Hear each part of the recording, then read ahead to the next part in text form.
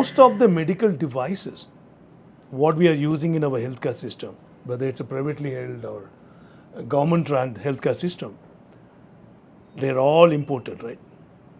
So do you foresee that India will also be ready for homemade medical devices? 100%. A lot of government driven incentives schemes are already there, and what we are realizing that young startup companies have started approaching. First of all, earlier the devices means only the hardware part.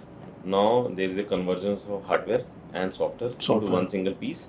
Whether that software is a simple rule-based, reading, or it is an AI-driven structured information, I think both of them are now definitely converging, and a lot of young startup companies are coming up with these kind of devices. Uh, See, difference between some other industry and this industry is that here uh, we can't afford to take any chance. There is always a zero tolerance for error. Machine is saying something else, human body is talking something else. Doctor is taking a decision based on the reading a med device. That's not going to help the patient. And so we don't want to. It's a simple case of life and death. So we are very cautious. We are super cautious. A lot of times we do POCs and pilot to parallel run between the proven tech versus the new startup devices. And then, if the concurrences are there between the two instruments, then those kind of devices comes into the production system. Since I come from the services industry, in this I was talking to a couple of startups and I was trying to throw some ideas. In the IT industry, we use a terminology called MVTS, which is multi-vendor technology support. Unfortunately or fortunately, in the medical devices industry, the devices which is being supplied by the original equipment manufacturer alone can do the servicing. For example, in Medanta or any other health chain, you might have devices, let's say, from different 11 to 12 vendors. Do you foresee for startups if they can address this question of MVTS? See, even if you look into software industry, I'm also from the same industry, but there are only you count those standard softwares in two hands. Be it Oracle, SAP, Infor, Microsoft products, SFDC. There are all of these product companies, even Google Workspaces and other stuff. There are not more than 24 or which have built their SI partners very very well, and that's why they are popular. They have that training ecosystem in place. They have their SI partner training ecosystem in place. Healthcare industry has not been able to do that. Okay. And still, if you look into some of the very high end customized products in the software industry, the challenge is the same. You are captive to one particular service provider.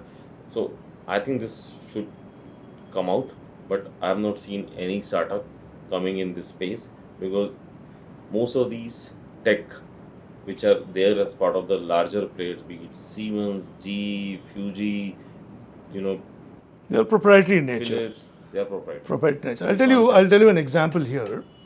There was this company which is based out of Indianapolis called Trimedics. You might have heard about that, right? At some point in time, Trimedics and Narayan Hridayalaya, they made a JV in India. They tried to survive here for about a couple of years or 3 years.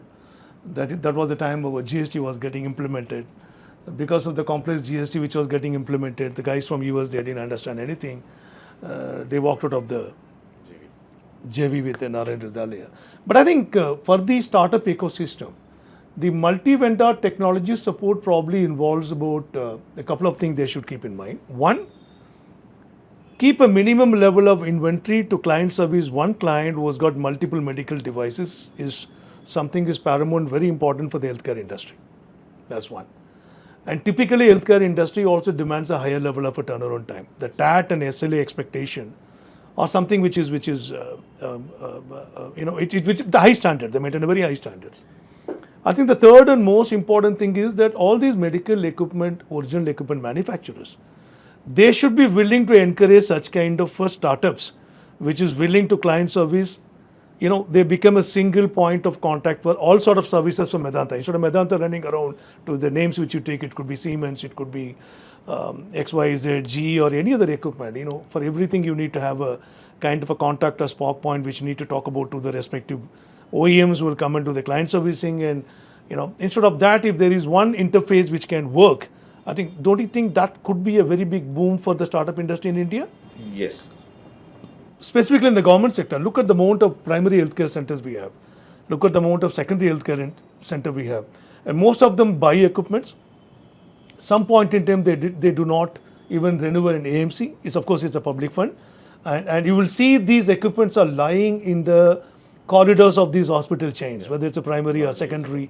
They're not usable. They're not usable because they're not client service by the OEMs. OEMs require multiple other stuff. So in case if there is a encouragement, which can be given to the startup guys to think in those lines, that can I be a single point of contact for all relevant services which can be provided to a health chain, be it government or private, on a multi-vendor technology platform. I've never heard about it, and I have not seen any partner approaching us.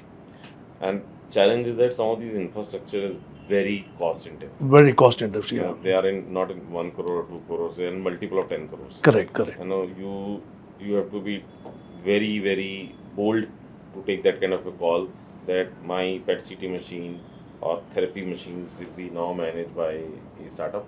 Mm-hmm. The machine itself costs multi-10 crore rupees, and if it is non-functional for 2 hours also, there is something which is not about revenue, care which is getting impacted. The guy has a surgery in the morning and his CT was supposed to perform in the night to know the current position of the tumor or the disease pattern, and it is not done, surgery get postponed because the startup guy is not able to perform the basics.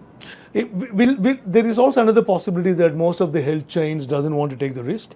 They would prefer to sign up with the GE equipment with the GE guy and Siemens equipment with the Siemens guy, or Philips to the Philips guy. When I think there is a bit of an emerging. I think some of the advanced countries like Europe and US, I've seen these TriMedics is. I think now currently they have been acquired by another company. They're close to about $2.5 billion in size. It's headquartered in Indianapolis. I think somebody will pick up this idea, thankfully, in case if they find this is worthwhile and good. But let's try to understand the problem, how startups, 87% or whatever number you said, can overcome this stuff. I think my suggestion would be that startup has to first focus on what problem they are solving. They are going to solve. Okay. So according to me, at a very high level, there are 3-4 problems when you talk about industry agnostic problems. One, how to give better service to the customer or service excellence. Second is that how do you increase the revenue. Third, of the end customer, or how do you optimize the cost, or how do you increase the operational efficiency. These are very broad levels. When I went first time to Bangalore, I'm talking of 91, I stayed in Bangalore. So for me, everything who is there in the south is a Madrasi. Okay. Similarly, whenever, when my landlord, Punjabi, but non-Sikh Punjabi. So when almost after 1.5 years when I was moving out of that place, so they invited me for dinner. They asked, who are you? I said, I'm a Punjabi. They said, but you're not wearing a turban. So for them, Punjabi means wearing a turban. Yeah. And for me, anyone in the south means Madrasi. Correct. So these were the gaps even in a country after independence. I'm talking of almost 50 years of independence. We were not able to make a distinction between our fellow citizens across the landscape. So I think this is a long journey.